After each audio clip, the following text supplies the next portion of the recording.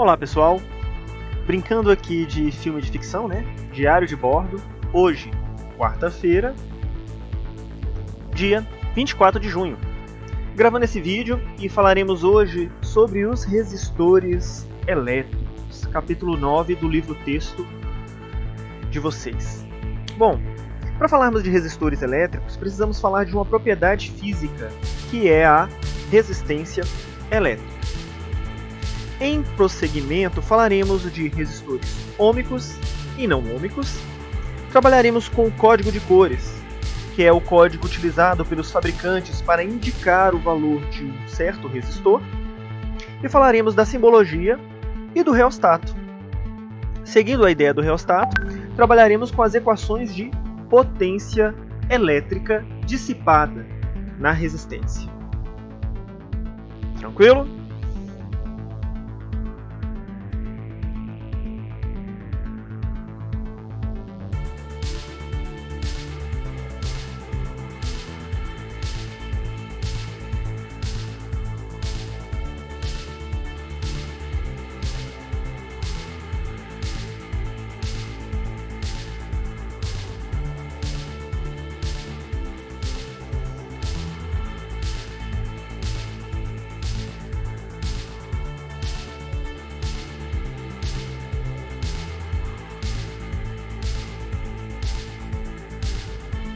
Então vamos lá.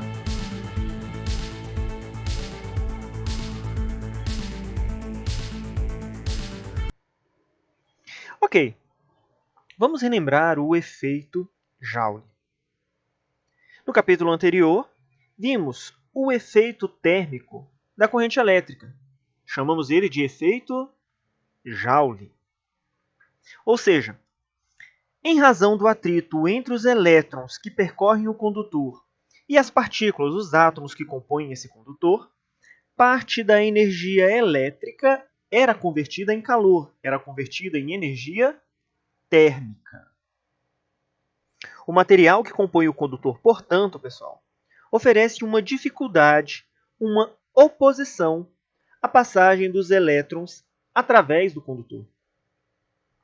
Essa propriedade de se opor à passagem da corrente elétrica, quando aplicamos uma diferença de potencial nas extremidades do condutor, é conhecida como resistência elétrica. Tá certo? Então, olha só. Ao realizar um experimento no qual uma corrente elétrica I percorria um condutor elétrico, quando este era submetido a uma diferença de potencial, Georg Simon Ohm observou que, se a temperatura do condutor permanecer constante, a intensidade de corrente elétrica I é diretamente proporcional à diferença de potencial U aplicada nas extremidades desse condutor. Observe o gráfico a seguir. Ele é construído a partir de uma observação experimental. Notem que existe uma relação de proporcionalidade entre a corrente elétrica e a diferença de potencial. Como eu posso afirmar isso? O gráfico obtido experimentalmente é uma reta. Tranquilo? É uma função de primeiro grau. Então a gente pode afirmar sim que existe uma proporcionalidade entre a diferença de potencial e a corrente. Então vejam. Se há uma proporcionalidade, significa que existe uma razão entre a DDP e a corrente que é constante. Observem os pontos do gráfico.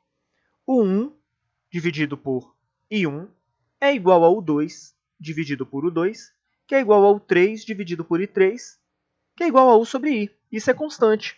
E de onde vem essa relação? Ora, essa constante, tá, apresentada nessa relação é o que consideramos como a resistência elétrica do condutor.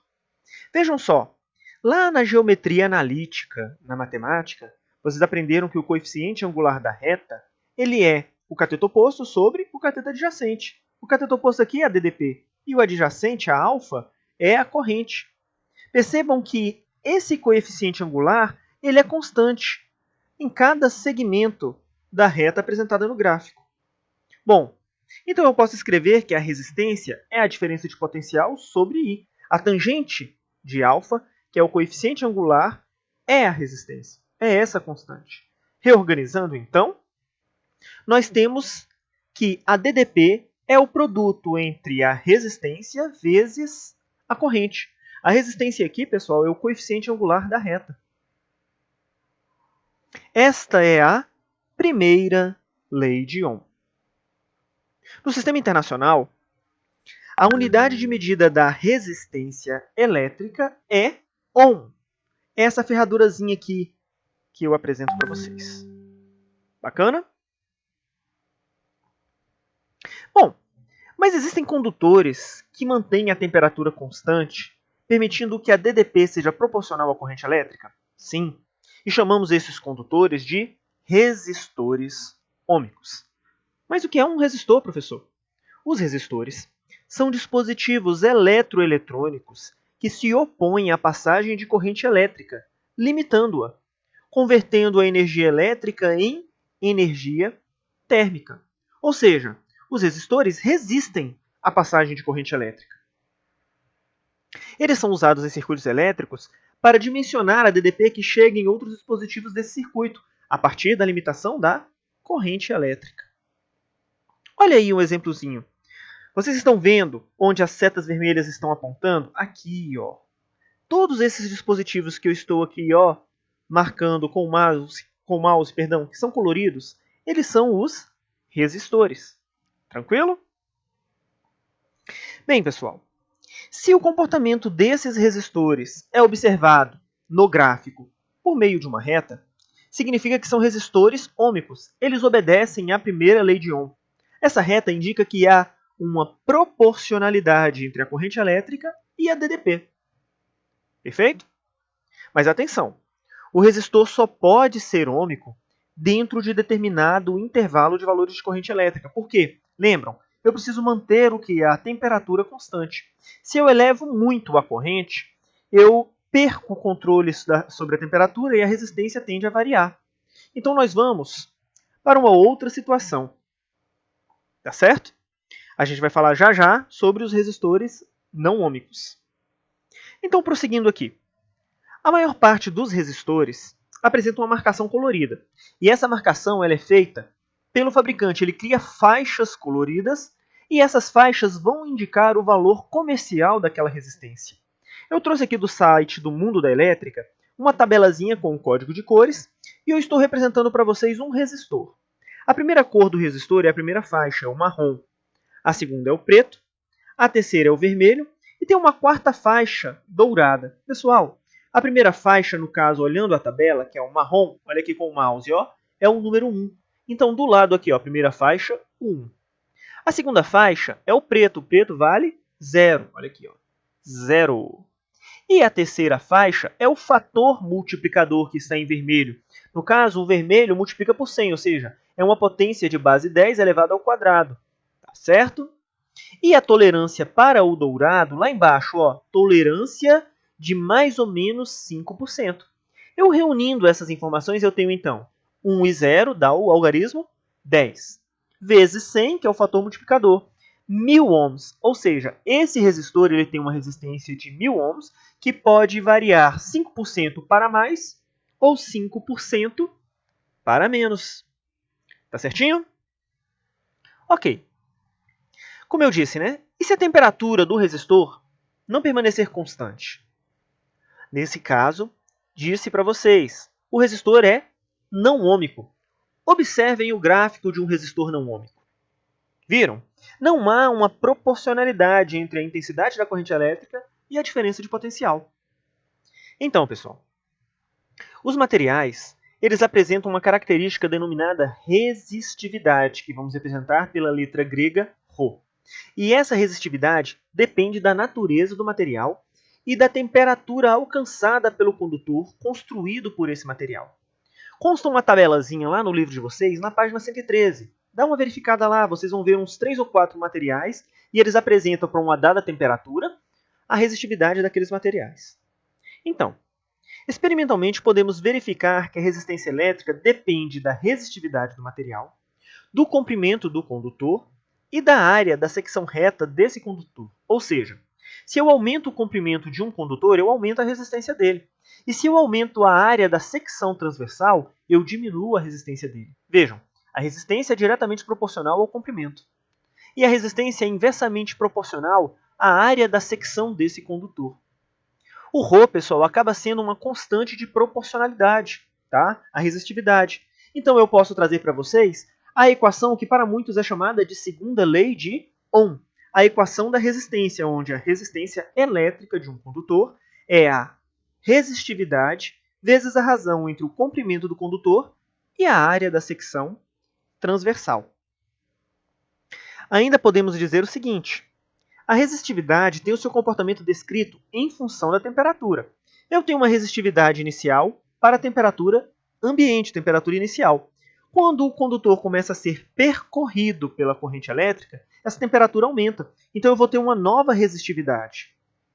Bom, essa resistividade final, ela obedece à equação ρ0, 1 mais alfa, vezes a diferença de temperatura, onde o alfa é uma constante denominada coeficiente de temperatura e depende da natureza do material.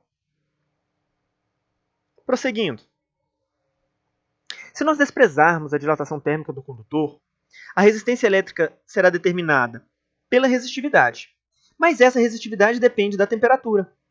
Então eu posso unir a equação da resistividade, que depende da temperatura, e reescrever uma equação para a resistência, onde a resistência elétrica do condutor também dependerá da diferença de temperatura e da constante alfa. Tudo bem? Então guardem isso. A resistividade depende da natureza do material e da temperatura a que o condutor está submetido.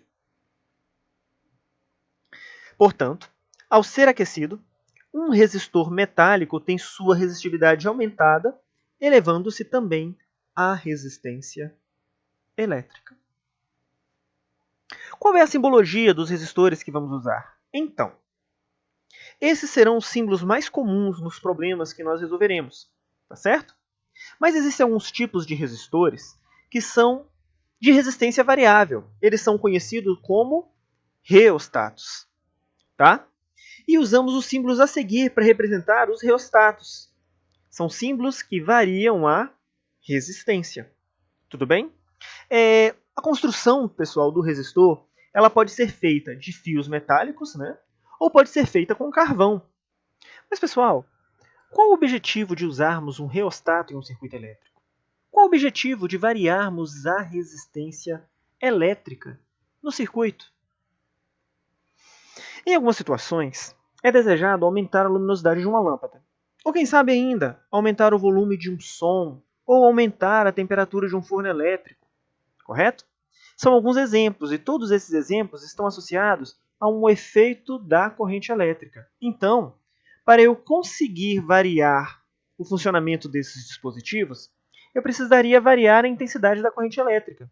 E de que maneira isso é possível? Ora, analisem comigo a lei de Ohm. Observem aqui, corrente elétrica e resistência são inversamente proporcionais.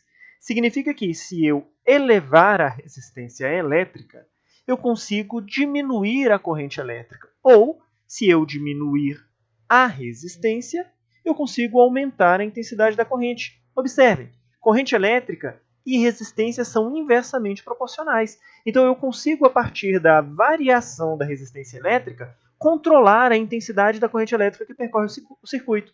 E eu consigo alcançar um objetivo desejado. Olha que bacana.